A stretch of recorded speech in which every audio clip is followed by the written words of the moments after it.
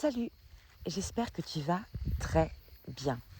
Bon, je t'en avais parlé, voici l'opus numéro 3 que j'ai intitulé en titre générique la déclinaison en fait qui parle des situations karmiques. Et celui-ci, plus précisément, alors que toutes les précédentes éditions, enfin deux du coup, je m'enflamme, les deux précédentes éditions dans la série les situations karmiques s'attachaient justement à ne pas aller en profondeur dans l'espace des situations karmiques parce que je souhaitais aborder l'angle des situations karmiques de manière générale pour ouvrir aussi au maximum les perceptions de ce que c'est un espace karmique sans partir dans les trucs New Age un peu décalés qui sont les processus où voilà, trouve ton âme sœur en tapant en 3 clics, voilà, enfin tout ça qui ne sont pas, qui sont une lecture hyper réductrice de ce qu'est le champ d'expérience karmique. Bon, là cette fois c'est un petit peu différent. Justement, nous allons parler quasiment exclusivement des situations karmiques relationnelles, tout en sachant que tu peux par extension aller entendre ce qui va se dire sur le plan relationnel comme des existences en fait de vibrations à l'intérieur de toi, que tu sois ou non en relation en ce moment, que tu sois ou non en train de t'interroger sur la nature exacte de cette relation, que tu sois ou non dans un mode racontage de salade ou au contraire dans un mode de recherche d'objectivité et d'intégrité sur le plan. Mais j'aime autant te le dire, tu risques de trouver mon discours assez différent de ce qui peut s'entendre partout. C'est quand on parle de karma, soyons clairs, enfin d'ailleurs quand on parle de tous les domaines de spiritualité, dès qu'on est un petit peu dans tout ce qui est aussi du registre des sciences humaines de manière complètement générale et des sciences spirituelles de manière encore plus précise, à chaque fois qu'on évolue sur ces sujets-là, on évolue sur un registre de croyances rassemblantes ou pas. Ce qui quand même nous a créé un certain nombre de passés, un certain nombre de conflits dans le passé, au nom justement de croyances fortement ancrées et de croyances qui sont devenues ensuite des dogmes. Et nous avons à ce titre tous une forme de dogmatisme personnel, d'ailleurs envers lequel j'engage chacun à la prudence, parce que c'est quand même très très enfermant, un dogme.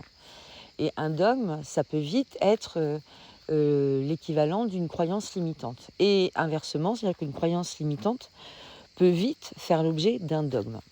Et dans, du coup, toute la dimension de ce que c'est le karmique, etc., etc., donc gardons en tête, moi quand je te parle, toi quand tu m'écoutes, qu'on est en train de parler de choses qui sont aussi très intimes et qu'on a chacun la liberté de penser, de voir et d'évoluer sur ce fil de croyance comme nous l'entendons. Donc ce que je vais te livrer là est le fruit de mon expérience personnelle, bien entendu, le fruit de dynamiques médiumniques canalisées très régulièrement reçues en plus souvent avec la formule qui dit observe pour comprendre, et où on m'indique ce qu'il y a à observer et là où je dois mettre en place moi mon mercure personnel pour comprendre et ensuite partager les choses. Et puis évidemment, comme ce que je crois et aussi ce qui génère mes expériences de vie, parce que je vis ce que je vibre, mais c'est encore une autre histoire sur laquelle on reviendra prochainement, eh bien, c'est complètement infusé du champ de mes croyances, qui sont peut-être pas les mêmes que les tiennes. Et comme toute croyance, eh bien, ça vient dire ce que ça veut dire, c'est que c'est quelque chose qui est personnel et singulier, qu'on a tous des croyances différentes, sur lesquelles on peut parfois se retrouver, s'entendre, et parfois on peut trouver des lignes de cohérence dans les expressions d'autres choses qui viennent finalement valider aussi un champ d'expérience. Bon, je vais pas aller plus loin parce que sinon ça va être un peu trop, trop. Alors, pourquoi parler des relations karmiques en ce moment? Eh bien, d'ici une poignée de jours maintenant, parce que cette transition va se faire en même temps que la prochaine nouvelle lune, toujours dans le signe du Cancer. On est toujours en saison solaire Cancer. L'axe des nœuds lunaires, qui est en astrologie un indicateur karmique majeur, bascule et vont transiter de l'axe taureau, scorpion, nœud nord en taureau, nœud sud en scorpion, nouveauté dans l'énergie taureau, récupération, récolte et enseignement, énergie nœud sud. Donc en scorpion, on s'est délesté de choses obsolètes en gardant finalement que les choses qui nous sont encore utiles et profitables et favorisantes de notre évolution. Donc tri dans les expériences du domaine de ta vie qui est coloré par cette énergie du scorpion.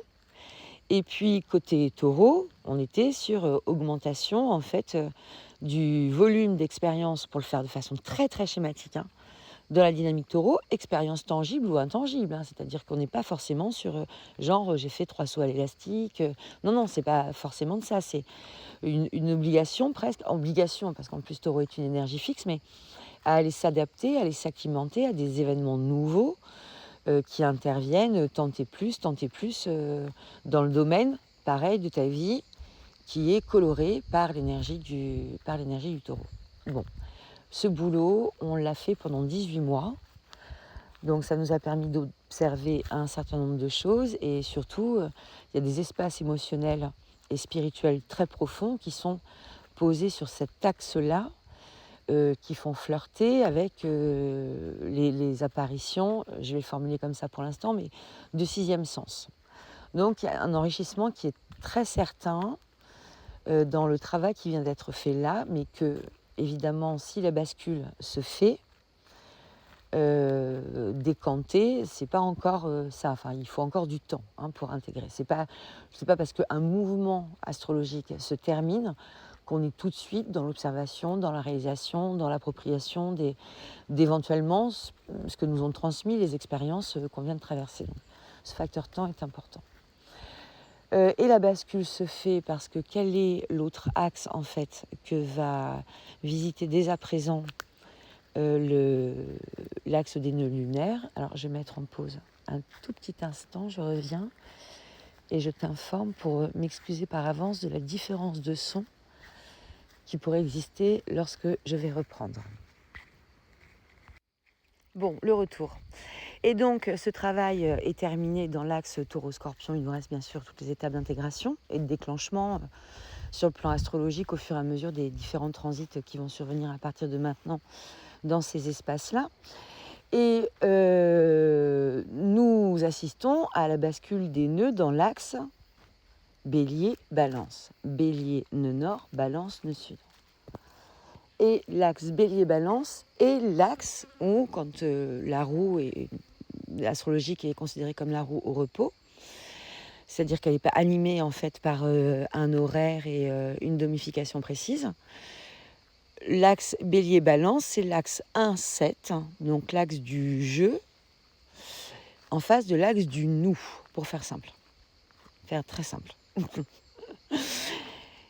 Donc, axe de résonance et de vibration orientée autour du relationnel, mais juste méga marqué. Le tout intervenant sur un espace de nouvelle lune en Cancer, en sachant que dans l'énergie du Cancer, on a l'énergie du foyer, on a l'énergie de la famille, on a l'énergie du coup des lignées maternelles, parce qu'on est rattaché à l'axe lunaire. Donc on a une nouvelle lune qui, si on observe ce qui s'appelle le cycle métonique lunaire, sera à son apogée dans 18 mois, associé à une entrée dans un axe lunaire qui va lui aussi travailler 18 mois. Donc l'axe des nœuds lunaires associé en fait au cycle métonique lunaire en déclenchement vient mettre un spot énorme sur la dynamique relationnelle profondément induite par une culture familiale, patriotique, culture du sol en fait, d'une terre nourricière, hein, d'un espace nourricier, une culture transgénérationnelle, donc où on peut remonter en fait des dynamiques de karma familiaux à travers des autres dynamiques relationnelles éventuellement rencontrées, etc., etc. Donc il y a un truc qui va se jouer vraiment très fort sur la dimension relationnelle, du coup connotée karmiquement, et avec un écho sur un autre plan de formes de mémoire qui seraient les formes de mémoire transgénérationnelles. Alors, pour reprendre un peu et recontextualiser et mettre l'église au milieu mon église au milieu de mon village, pour faire le pont avec ce que je te disais sur les croyances, le mot karma en sanskrit est un synonyme d'action. Et si on pousse même un petit peu plus loin, on a la dynamique que le karma est l'équivalent de nos actions et la somme de nos actions, le total de nos actions. Et dans ce total d'actions, en fait, on peut imaginer comme une forme de budget, c'est-à-dire qu'il y a des trucs sur lesquels on a des coups d'avance, c'est OK, puis il y a des trucs sur lesquels, non, on a des actes de correction à aller apporter, ou on a en tout cas des évolutions qui nous sont proposées. Que si on se retrouve face à une situation compliqué à transcender, compliqué à faire évoluer, etc., que cet effort-là qu'il va nous falloir faire en fait pour avancer dans la roue, hein, pousser la roue, c'est gagnant sur le plan d'un karma. C'est-à-dire que admettre qu'on ne se retrouve pas en face de telle ou telle situation par le simple fruit du hasard et avoir la capacité de regarder ça sans se juger soi, sans juger l'extérieur, sans juger le truc. En laissant passer l'information sans aller la mettre au profit d'un truc égotique qui serait pas participant en fait à une correcte évolution. Donc l'idée de situation karmique, on peut la traduire comme situation challengeante. L'idée d'une relation karmique, on va la traduire aussi comme potentiellement challengeante. En ce sens-là, c'est ni bien ni mal en fait.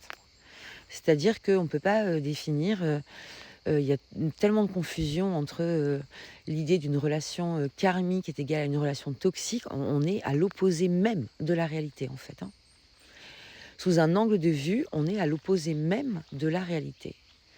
Si l'espace relationnel dans lequel tu te trouves, dans lequel je me trouve, dans lequel nous pouvons tous nous retrouver, est toxique, c'est qu'il y a justement quelque chose à aller assainir dans la manière de voir les choses. Si l'espace assimilé comme toxique de la relation émerge, eh bien, c'est signifiant d'un terreau propice à son émergence. Et là encore, on laisse passer sans juger. Mais c'est une manière de comprendre aussi la dimension de son pouvoir personnel, en fait. C'est-à-dire que c'est une réponse. Si on plante une graine ne pousse pas, si elle n'est pas dans le bon environnement pour le faire, d'accord ? Elle a besoin de fondamentaux. Une chose ne se manifeste pas dans notre vie, quelle qu'elle soit, et c'est ça souvent qui est compliqué à comprendre, et surtout à accepter dans une certaine dimension large. Mais quelle que soit la chose qui se matérialise sous nos yeux, qu'elle soit agréable à vivre ou au contraire nous plonger dans les confins du désespoir, elle n'est pas arrivée là sans avoir les conditions propices à sa démonstration réelle. Pour être tangible, pour être concrète, il lui fallait les bases, en fait, les énergies de départ pour qu'elle puisse grandir. cette situation, cette relation. Donc ça veut dire quoi? Ça veut dire qu'on est acteur, dans une certaine mesure aussi, de ce que l'on laisse se mettre en place, parfois dans nos espaces relationnels, parce que ça répond, voilà, à une manière maladroite de corriger une blessure affective, parce que ça répond pendant l'espace d'un temps à un besoin de se sentir dans un espace sécurisé, quelle que soit la qualité de la sécurité attendue, que ce soit une sécurité physique, une sécurité sociale.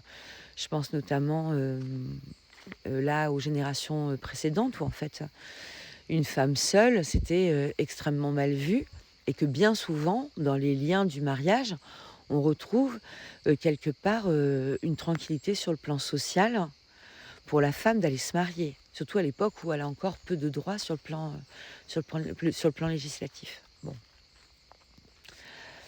Donc ça, peut être à la recherche d'une sécurité sociale. Et en fait, tout est OK. Enfin, il n'y a pas de dire là non plus, c'est bien, c'est pas bien. Bon, ça n'a rien à voir avec tout ça. Mais comprenons bien que si on est aujourd'hui encore animé, par exemple, par l'idée d'avoir une correction d'une forme de statut social et d'une mise en sécurité par quelque chose qui est en lien avec le statut social et sécurisant, statut social, je ne parle pas de bénéfices ou de sécurisation économique ou quoi ou qu'est-ce, c'est vraiment, je parle du statut social, de ne pas être célibataire par exemple, qui est une forme de statut social, c'est ce qu'on remplit sur bon nombre de papiers administratifs, ta condition d'évolution dans la vie, seule ou accompagnée, on te demande de le préciser. C'est quand même à se demander pourquoi aussi. Enfin, tout ceci est du coup inducteur en fait d'une certaine vision de ce que peut être le célibat. Je prends un exemple vraiment au hasard. Mince, alors attends, est-ce que je me suis perdue? Parce que comme j'ai pensé aux grands-mères et aux arrière-grands-mères, là, elles m'ont embarqué 3 minutes avec elles. Je reviens. Oui, c'est ça. Donc, si aujourd'hui, on se retrouve à être animé par un besoin de mise en sécurité sur le plan du statut social, en fait, il y a quelque chose qui est dissonant par rapport à l'évolution de la société telle qu'elle s'est faite jusqu'à présent. C'est-à-dire qu'aujourd'hui,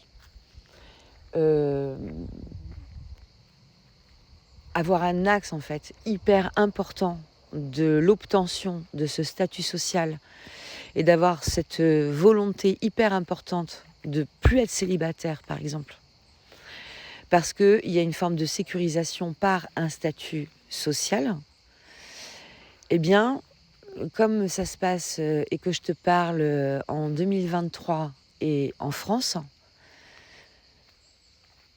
il faut reconnaître que ça a peut-être plus beaucoup de sens. Ça a certainement beaucoup moins de sens, en fait, aujourd'hui, que ça ne pouvait en avoir en 1920 et que ça ne pouvait encore en avoir en 1850. Ça n'a plus beaucoup d'importance. Enfin, c'est un enjeu qui est censé avoir diminué, en fait, considérablement diminué.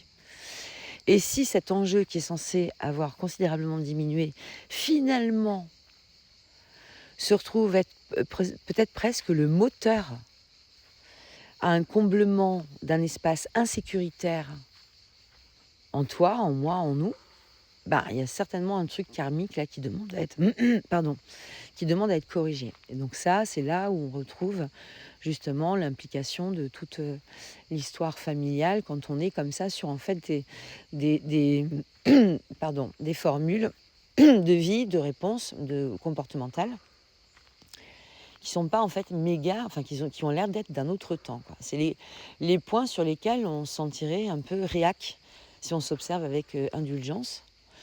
Aussi en même temps, c'est-à-dire savoir dire oui, non, c'est vrai que ça, ce truc, il est super important pour moi, mais en quoi c'est important pour moi? Et d'aller comprendre parce qu'il y a un besoin de partage, parce que il y a un besoin d'échange, de communication, et de se rapprocher intimement. Il y a un vrai appel, par exemple, à se rapprocher intimement des gens et dans des partages intimes avec les gens, ou c'est ce truc justement de statut social, mais non, mais parce que voilà, une fois que je serai en couple, je ne serai plus tout seul. Et donc plus tout seul, c'est ne plus être célibataire. Bon. Et pourquoi est-ce que finalement, juste ça se suffit, ça se nourrit? Est-ce que je ne vais pas trop loin dans mon exemple? Non. A priori, ça va.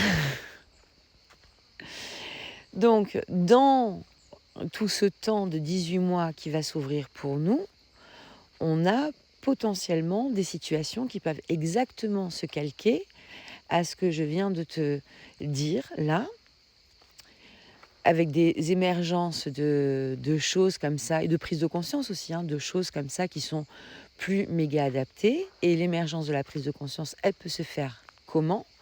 Mais justement, en allant créer, nouer, expérimenter des relations. Alors, c'est des relations qui existent déjà, hein, mais qui du coup prennent un autre sens, hein, au gré de ce transit-là. Et puis ça peut être aussi des relations nouvelles qui arrivent avec une certaine mission. Et donc c'est souvent à ce moment-là des rencontres que l'on va faire, qui vont être des rencontres en fait hyper marquées par par la temporalité des nœuds. C'est-à-dire qu'il est possible que la relation naisse sous une certaine forme pendant les temps d'éclipse, pendant les temps d'activation de cet axe lunaire notamment. Et puis une fois que le boulot sera fait, donc une fois les 18 mois terminés de travail de cet axe nodal-là, la relation peut prendre une autre dynamique, un autre sens, un autre essor, et aller se positionner autrement. Donc ça, c'est dans les libres arbitres de chacun, et puis ça va suivre aussi les prises de conscience évolutives et spirituelles qui vont être induites en fait par ces relations. Et bien typiquement, c'est à ce moment-là, si je reprends la dynamique du célibataire ou en couple, dans la perception en fait sociale des choses, c'est pile à ce moment-là que potentiellement, si on est animé par ce besoin-là, on rencontre quelqu'un qui justement ne veut pas du tout, du tout, du tout, du tout être en couple. Mais pas du tout. Et peut-être même que aucune des deux personnes ne sait pas qu'elles ne veulent pas du tout, que l'une ne veut pas du tout être en couple, et que l'autre veut absolument, absolument, absolument avoir une sécurité sociétale par le fait de pouvoir dire qu'elle appartient à un couple. Et ça pose en fait la question de la dynamique bélier, qui est la dynamique du jeu, et la dynamique balance, qui est la dynamique du nous. C'est-à-dire, est-ce que la relation, et toutes les questions relationnelles qui vont découler, hein, est-ce qu'on parle de relation uniquement quand on parle de couple, dans la dynamique sentimentale? Est-ce que la dimension archétypale du couple, partagé, le même toit, etc., correspond finalement à l'idée qu'on se serait faite de l'amour en tant que tel, de ce qui se partage sur le plan émotionnel? Est-ce que toutes les résonances, en fait, c'est quoi un couple, quoi? C'est quoi un couple? Et pourquoi est-ce que ça semble important d'être en couple? Et là, un gros travail de fond, parce que si tu engages une relation sentimentale avec quelqu'un, connotée amoureusement, avec tous les archétypes qui vont bien dedans, et toutes les choses signifiantes qui vont bien dedans. La dynamique naturelle, pourrait-on penser, c'est la dynamique justement de l'élaboration d'un couple dans la matière, officielle ou non officielle, mais il y a quand même dans une grande, grande majorité d'expériences, l'orientation qui se fait vers une vie commune, à un moment ou à un autre, et comme une officialisation aussi de ce qu'est la vie de couple. Parce que statutairement, partagé sous le même toit, il y a déjà une forme de création de contrat. Et il y a de toute façon un contrat tacite qui s'établit entre les deux quand on arrive dans les sphères de partage du quotidien. Toutes ces questions-là, en fait, sont ouvertes. Et l'idée d'aller, penser vouloir être en couple, par exemple, pour un statut social, se retrouver dans des situations où c'est carrément impossible d'aller former un couple parce que, j'en sais rien, des contraintes géographiques différentes, parce que l'autre en face veut pas du tout, en fait, et pas du tout motivé pour être en couple, ou au contraire ultra motivé pour rester célibataire, ou au contraire excessivement motivé pour être en couple. Et ce qui, du coup, fait intervenir tous les processus d'attraction, répulsion, familiarité, qui sont les processus inhérents et les ressentis inhérents dans les situations karmiques au sens large, et donc y compris dans l'espace relationnel. Et bien dans cette dynamique-là, on est en train de travailler une voie d'accès qui s'ouvre à nous, à travers la personne, à travers la situation, pour embrasser une dynamique plus évolutive. Donc globalement, c'est tout l'espace de considération du couple et de comment c'est l'harmonie dans un couple, dans un partenariat, dans un tandem, dans un duo, dans un binôme, dans une association, peu importe après comment tu appelleras ça, mais quelles sont ces valeurs-là, et est-ce qu'il y a des valeurs qui sont devenues à présent obsolètes pour toi, vraiment, à l'intérieur de toi. Et pourquoi j'insiste sur ce pour toi? Parce que dans le même temps qu'il y a le dépoussiérage en balance, eh bien en bélier, donc sur ta manière d'engager ton contact avec le monde, justement, ton jeu, ton moi, eh bien il y a du nouveau qui arrive. Et que dans le redimensionnement de ce qui peuvent être les limites de ton espace balance, l'espace de conception du couple, eh bien il y a un redimensionnement du coup vers le plus haut, qui va aussi sur tes limites personnelles à toi. Et donc il y a une vraie dynamique challengeante qui est aussi de déplacer ses limites. Et attention, j'ai dit bien déplacer, j'ai pas dit repousser. Parce que parfois, c'est pas de ça dont il est question. Il y a des limites qui sont des limites saines et qui relèvent juste en fait des degrés de la valeur humaine. Et on est plus ou moins sensible, on a tous plus ou moins des seuils de différence de sensibilité à ces valeurs-là humaines. Mais l'idée quand même, quand on s'approche intimement de quelqu'un, ça doit quand même être celui de respecter ce qu'on va appeler le principe d'innocuité. De ne pas causer de tort. Ça, c'est une dimension éthique. Plus ou moins importante pour les gens, parfois complètement inconsciente aussi. Mais quand on veut se rapprocher parce qu'on est charmé par quelqu'un, si on n'est pas dans le principe que on est sur une dynamique d'innocuité, il y a quelque chose dans l'énergie d'approche qui déjà est teinté par un truc qui va s'observer, quoi. Qui va s'observer.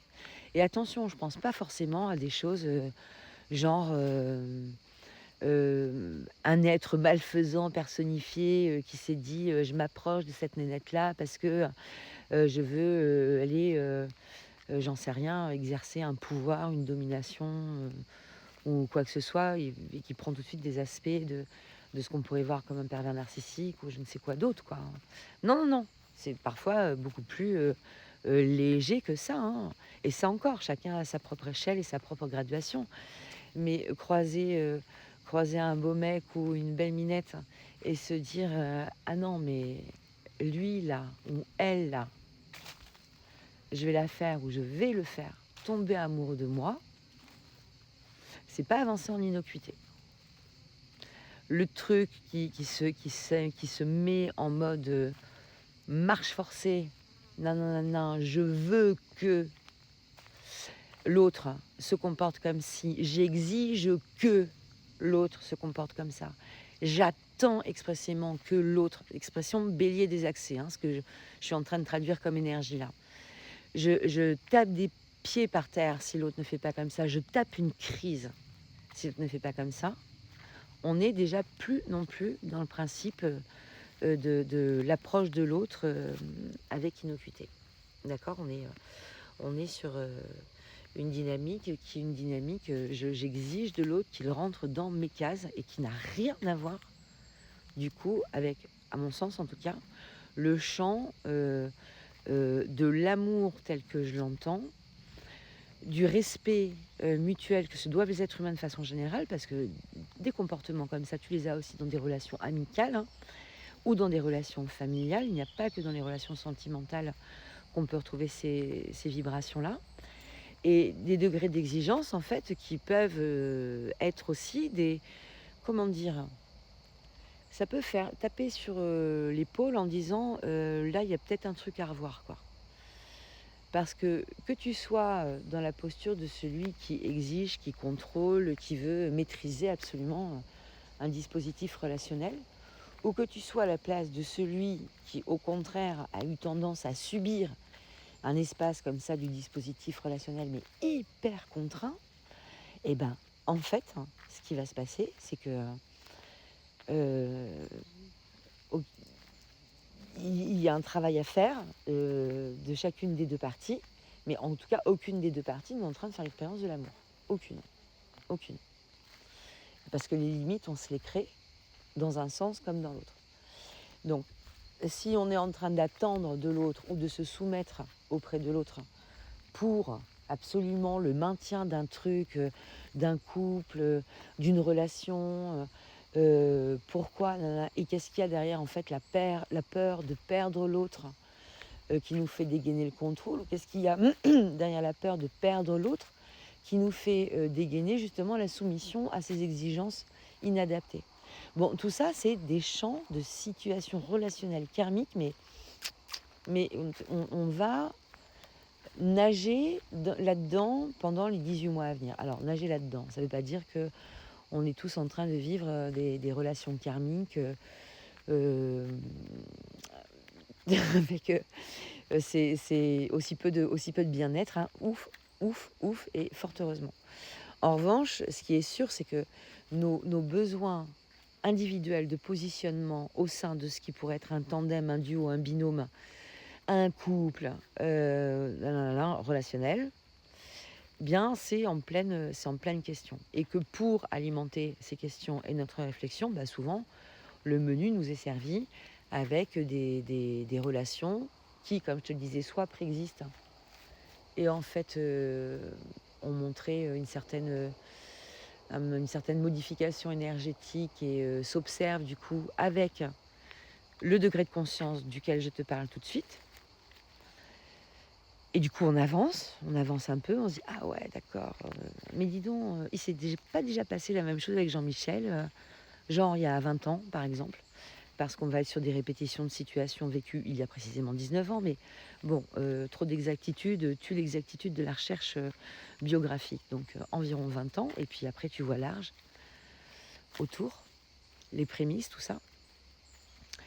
Et dans ce mais dis donc, ça me rappellerait pas un truc qui s'est déjà passé, qu'on va aussi trouver les réponses. Qu'est-ce que j'ai mal vécu dans ce truc précédent, il y a 19-20 ans? Qu'est-ce que j'ai mal vécu? Quelles sont les éventuellement postures, positionnements relationnels que j'ai adoptés à ce moment-là, de façon contrainte ou forcée? Est-ce que je me suis dégagée d'une relation, par exemple, aussi à ce moment-là? Est-ce que j'ai au contraire, nouer un nouveau contrat et un nouvel engagement? Et quel a été le déroulement? Si ce nouveau contrat et ce nouvel engagement se fait, par exemple, et va vivre sur 9 ans, et qu'on constate du coup, comme on est sur une échelle de 19 ans, que 9 ans après, cette relation-là n'existait plus, bon, bah, on sait très clairement que sur le demi-cycle, hein, donc sur l'inversion des nœuds lunaires, il y a eu tout un travail karmique qui a été fait dans cet espace relationnel. À nous, du coup, d'aller re-regarder, d'aller voir les espaces qui étaient OK et évolutifs avec notre conscience d'aujourd'hui, dans ce qu'on a vécu émotionnellement à travers cette relation. Ça a été quoi les crises, si on a eu, si ça a été visible? Si on était célibataire, comment on l'a vécu là, ce moment de célibat? Et si on l'est encore aujourd'hui, bah, quelle est notre différence dans le rapport à l'autre, indépendamment du fait d'être célibataire ou pas? Mais juste sur les rencontres que l'on peut faire, et quelles que soient aussi là, enfin, qu'elles soient sentimentales. Ce qui compte, c'est toutes les rencontres en one-to-one, hein. Les relations en one-to-one. Quand on commence à être avec des groupes, c'est plus pareil. Mais en one-to-one, comment ça se passe avec les autres?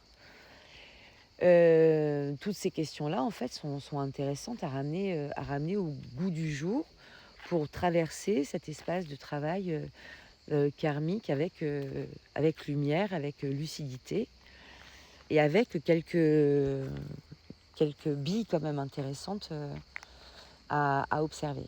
Et puis après, bah, tu peux évidemment te référencer aussi, à tout, le champ qui t'explique, le mécanisme de toutes les relations toxiques du monde qui existent, ou les mécanismes toxiques. Bon, il se passe pas une semaine sans qu'il y ait pas, un nouveau mot dans la presse à ce registre-là, et ça va continuer. Mais tu peux pas avoir un truc sans qu'on t'explique ce que c'est que le ghosting, le gaslighting, ce que c'est que une personnalité évitante, qu'est-ce que c'est un attachement traumatique, enfin, c'est impressionnant, et ça prend vraiment beaucoup d'espace, en fait, notamment dans la presse féminine, de plus en plus, et pas dans une presse qui était jusqu'à présent forcément orientée sur la dimension psychologique. Mais tout ça, c'est des indicateurs d'une zone de travail à faire sur soi. Et évidemment, bah, c'est aussi un indicateur d'un degré de bien-être éventuellement dans la relation. Et ça passe parfois par des questions hyper simplexes et basiques, c'est-à-dire envoyer un message avec une question ou une information bien précise, rapide à donner, et puis pas avoir de réponse avant 4 jours, alors que voilà, on est dans un espace relationnel de one-to-one avec la personne en face. Il y a un problème, quoi. Il y a un problème. Tu laisses pas l'autre dans une attente de date, en fait. Tu peux pas de réponse. Surtout quand on est sur des temporalités, genre, je sais pas, on pourrait. Qu'est-ce que tu fais bah, demain soir, imaginons, hein, demain soir, je suis libre. Est-ce qu'on peut se voir? Demain soir, je suis libre. Est-ce qu'on peut se voir? Et pas de réponse avant après-demain, en fait. Ben, ça pose des questions, quoi. Ça pose des questions. Et ça doit poser normalement des questions des deux côtés. C'est-à-dire que la personne qui observe qu'on est en train de lui faire ça, et la personne qui s'observe le faire. Mais pourquoi je fais ça, quoi? Pourquoi je fais ça? Et dans cette recherche du pourquoi je me trouve dans une situation comme ça où la personne en face de moi répond jamais? Ou pourquoi est-ce que je me retrouve dans une situation comme ça où, en fait, on me bouscule mon emploi du temps, on me fait une proposition que je n'avais pas envisagée, j'arrive pas à répondre parce que je suis bloquée émotionnellement, je suis figée, je suis frisée, ça arrive, hein, que ça soit pour ces raisons-là. Ou alors, non, bah, je vais faire mariner cette personne en face, bah, quelles que soient les raisons. Pourquoi je fais ça, quoi? Pourquoi je fais ça? Et aller chercher le pourquoi je fais ça. Et est-ce que je peux savoir si quand je fais ça, qu'est-ce que ça nourrit, en fait? Et de la même manière, quand je me retrouve face à une situation où la communication fonctionne comme ça, mais qu'est-ce que ça nourrit? Est-ce que c'est en train de participer à une bonne estime de moi et à une correcte construction relationnelle? Donc pour le cas qui fait comme pour le cas qui subit, hein. Et si la réponse est non, parce qu'elle a quand même, ça sera un peu la réponse, hein. Normalement, c'est un peu la réponse. Si la réponse est non, ça participe pas à une évolution de mon estime de moi-même et à quelque chose qui concourt à mon bien-être au quotidien, mais bouge, bouge, bouge. Je dis pas que les relations doivent être toujours comme la vie est un long fleuve tranquille. C'est pas ça du tout. On a des espaces de rugosité, on a des moments où ça frotte, où on se dissocie un petit peu, où on se désynchronise un petit peu, qui sont des moments plus ou moins longs, en fait, mais sur lesquels parfois on peut se perdre de vue au sein d'un couple. Et à ce moment-là, c'est pas bouger dans le sens non plus enfuis-toi, plaque tout, etc. C'est juste attends, là, faut que tu fasses un point, quoi. Faut que tu fasses un point, faut que tu fasses un bilan, faut que tu te mettes en face de enfin, regarde quel espace de liberté, en fait, ça te propose, de liberté d'expression de toi-même. Parce que c'est ça que va chercher l'énergie bélier. Et l'expression correcte de toi-même dans une dimension qui, oui, évidemment, une dimension qui fait le distinguo entre ces espaces de réaction compulsive parce qu'induite par une mémoire karmique, et puis les actions qui vont être, elles, animées et orientées au niveau du cœur, c'est-à-dire des choses qui ne sont pas de l'ordre de la défense, mais qui sont dans les choses de l'ordre de l'ouverture. Et là, il faut faire le bilan, il faut faire la balance de justement qu'est-ce que je garde, qu'est-ce qui est obsolète en fait comme manière d'entrevoir ce qu'est une relation, comment je manage mon virage, parce qu'il y a quand même toujours ce truc de l'harmonie associé au signe de la balance, donc ça se prend quoi.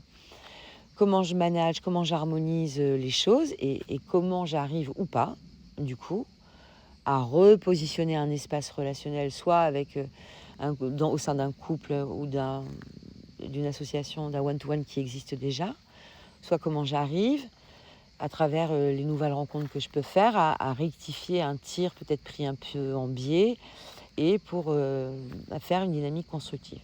Alors évidemment, dans l'espace relationnel, tu n'es jamais tout seul à choisir. Il est aussi, c'est pas mal quand même, si l'autre, si ton souhait est vers une évolution en fait, c'est pas mal que l'autre puisse être aussi partie active de son côté, mais c'est surtout l'idée quand même de deux individualités qui se remettent en question. C'est pas l'idée d'un couple qui se remet en question, c'est le bélier face à la balance. Donc c'est l'individualité qui questionne les valeurs en fait relationnelles. Et du coup, c'est pas un couple qui questionne les valeurs de l'individu en face. Genre, si tu fais pas ça, notre couple explose, ou si tu fais ça, notre couple explose. C'est pas ça. Parce que ça, c'est du coup la valeur du couple qui passe avant la valeur de l'expression de liberté de l'individu. J'espère que je suis claire, parce que je sens que je pars quand même dans un truc là. Mais c'est bon, c'est ok.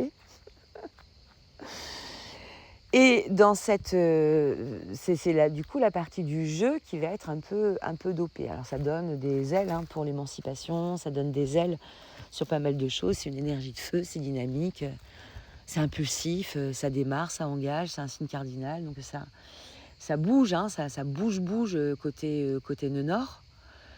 Donc renseigne-toi sur la destinée karmique en fait. Comment elle résonne pour toi, dans quel domaine de ta vie elle va peut-être plus se manifester. Voilà. Et puis, fais ton petit point retour en arrière pour voir où je suis il y a 19 ans, qu'est-ce que je vis sur le plan de l'espace relationnel, au minima. Et après, tu enrichis avec les données que tu récupères sur ta carte astrale, quel domaine de la vie est plus particulièrement concerné. C'est sur la maison 3, on va peut-être observer davantage le domaine relationnel qui va résonner avec les frères et sœurs ou avec des relations qu'on aurait pu comparer comme des relations de frères et sœurs ou à des relations de voisinage, ce genre de choses. Si c'est en maison 10 ou dans ton espace social, quel type de relation dans ton espace social, au sein de ton boulot particulièrement, parce qu'on va avoir une analogie avec la carrière. Si c'est en maison 11, c'est dans tes réseaux d'amis, en fait. Quelle relation one-to-one dans ce espace-là de ta vie. Bon, si c'est en maison 7, c'est quelle relation de couple, sentimentale, de partenariat singulier, quoi. Là, ce serait très marqué, parce que, voilà, ça voudrait dire qu'on a l'ascendant bélier aussi, donc ça serait complètement raccord, et du coup, un transit certainement très fort à expérimenter à ce moment-là. Bon, on en connaît, on en connaît tous. Et on va le voir. Donc voilà, tout ça, ce sont des indications qui vont te permettre d'appréhender cette dimension de relation karmique avec une autre idée de relation toxique par relation toxique, le karma c'est bon, le karma c'est pas bon. Non, c'est pas de ça dont il est question. Le karma, ce qu'on appelle une relation karmique, une situation karmique, est une opportunité d'évolution. Donc, joli moment précisément pour aller regarder, mais c'est quoi mes valeurs en fait ? comment j'ai envie de m'engager dans le monde, comment j'ai envie d'embrasser ma vie. Je. Et qu'est-ce que le partenariat qui est présent sous mes yeux, qu'est-ce que le couple qui est présent sous mes yeux me permet de faire pour nourrir le jeu? Est-ce que ça me nourrit? Et de la même manière, est-ce que mon jeu nourrit mon nous? Il y a plein de questions là-dessous. Est-ce que mon expérience personnelle vient enrichir l'existence de notre couple? Et est-ce que l'expérience personnelle et singulière de l'autre vient enrichir la dimension de notre couple? Qui nourrit le plus? Est-ce qu'il y a un sentiment de déséquilibre? Archétype de la balance. La balance, je reviens là-dessus, mais c'est le plateau, quoi. Et la recherche d'équilibre. Et on pèse le pour, le contre. La balance, comme la carte de la justice dans le tarot, on raisonne sur la même dimension archétypale. C'est parce qu'elle est représentée aussi avec cette fameuse balance de la justice sur la carte. La question de la justice, c'est parfois... Alors, elle écoute, elle observe. Ensuite, je te fais le fonctionnement idéal. Hein. Ensuite, elle se retire et elle réfléchit. Ensuite, elle prononce ce qui, du coup, s'appelle un jugement, qui est un terme qu'on retrouve aussi sur un emplacement géomantique, qui est très signifiant aussi dans cette dynamique-là. Elle exerce un jugement, elle prononce un jugement. Et son jugement, il a plein de manières de se décliner. Tu as certes l'espace de la condamnation, donc tu rejettes ça. Tu signifies que non, ça c'est pas juste. Parfois tu relaxes, c'est-à-dire que bon, tu considères que tout bien pesé, ça vaut pas ça vaut pas. Donc laisse tomber le truc. Parfois tu as des prononciations justement qui équivalent à dire non, ici en fait on va pas procéder à un jugement. Donc c'est les dimensions de non-lieu, c'est-à-dire que tu laisses les choses en état parce que ça a une forme en fait de logique par rapport aux lois de l'univers et par rapport aux lois humaines, parce que je te parle du jugement noble, hein, je ne suis pas en train de te parler de la justice noble. Hein. Et puis parfois, tu peux regarder, après, en analogie pour le coup avec la justice humaine, tu as tout un éventail de condamnations qui existent. Tu as l'amende, tu as la prison.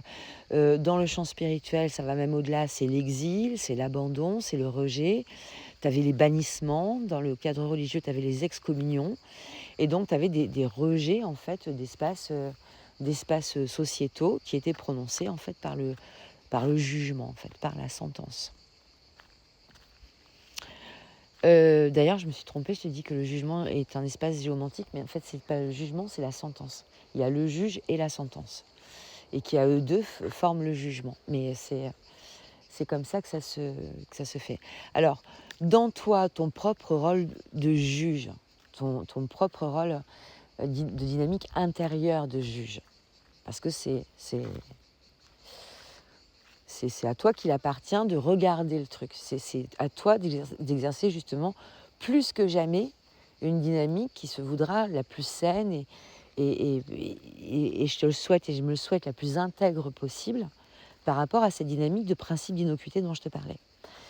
Donc, dans ce juge intérieur, comprenons bien que pour qu'un juge intérieur puisse faire preuve de clémence, il faut être quand même bien open-minded parce qu'on a quand même une tendance à avoir le jugement sévère quand certaines zones fragiles de nous sont touchées. Ce qui est le but, quelque part, des relations karmiques.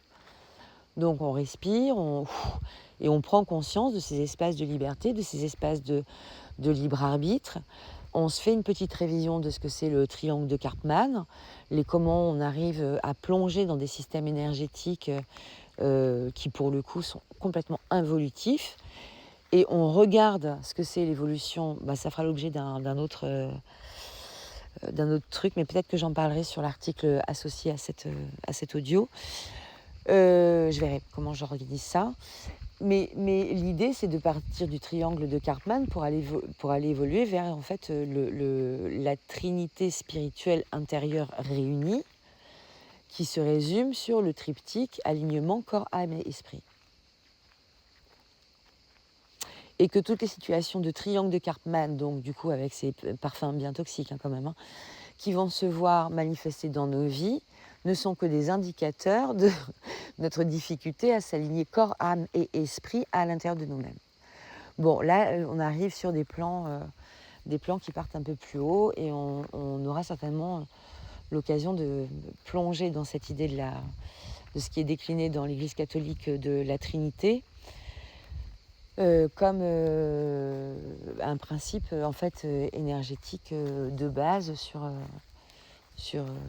une triangulation de points énergétiques qui pour le coup sont après des triangles d'or en fait, des triangles de croissance.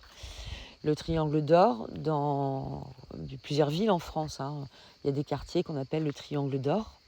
Alors triangle, c'est important. C'est des endroits de prospérité en fait. Ce sont souvent des endroits qui ont une apparence, un esthétisme qui quand même touche à des espaces de prospérité matérielle et financière. Tu trouves à cet endroit-là par exemple des boutiques de luxe ou des appartements, des espaces résidentiels super haut de gamme avec des choses qui relèvent en fait vraiment d'un niveau d'aisance de vie notable en fait, matériel notable. Donc voilà, donc les triangles d'or, ils sont appelés comme ça, mais parce que il y a 3 points énergétiques en fait qui les scindent. Ces points énergétiques sont des points qui sont du coup de dynamique évolutive. Et à partir du moment où on suit bien, on se connecte bien et on est bien cohérent dans cette dynamique-là qui est proposée, et si on respecte toujours aussi le principe d'innocuité, eh bien on est sur des espaces qui deviennent des espaces prospères et qui sont comme ça de prospérité indéniable. C'est des endroits où dans les villes, les prix immobiliers ne bougent pas beaucoup parce que, en fait, c'est toujours très coté, quoi. Donc c'est toujours des prix immobiliers qui sont relativement hauts. Bon, tu pourras vérifier ça de toi-même. Donc les triangles évolutifs qui sont cette réunion corps, âme et esprit qu'on observe du coup dans ces points géographiques particuliers dans la 3D sont un axe qui va être l'axe d'infusion de cet axe jeu, cette dynamique du jeu de qui je suis, comment j'évolue dans le monde, comment j'embrasse mon élan vital en fait, qu'est-ce que je fais de ma vie, qu'est-ce que je suis animée par quoi, je et quoi, dans l'idée d'aller regarder si les espaces qui nous sont proposés par la vie ou que nous nous sommes proposés par la vie sont en cohérence avec justement ce qui va être l'idée d'une flamme intérieure en fait. Dans le bélier, on peut sentir une énergie d'une flamme intérieure. C'est l'énergie de la naissance. Donc comment je renais à moi, à travers l'expérience de la transformation d'une relation à nous. Et voilà un peu le sens d'une dynamique relationnelle, karmique, et comment se servir de ces informations, de ces expériences intenses émotionnellement, perturbantes, questionnantes, parce que bizarres, pour toutes les raisons que je viens de t'expliquer, et comment c'est finalement à notre service. Donc prenons-en de la graine. Permettons-nous du coup d'aller observer comment les mécanismes s'activent à l'intérieur de nous, goûtons aux émotions traversées, interrogeons leur intégrité. Est-ce que je suis OK? Est-ce que je force? Est-ce que je suis en train de dire oui, il y a des trucs qui franchement me gonflent? Et jusqu'à quel point et pourquoi? Est-ce que ça touche à mes valeurs ou est-ce que ça touche à des niveaux d'exigence peut-être trop forts aussi que j'ai envers l'autre? Bon, voilà. Voir tout ça, toutes ces questions-là, à ton papier, à ton crayon.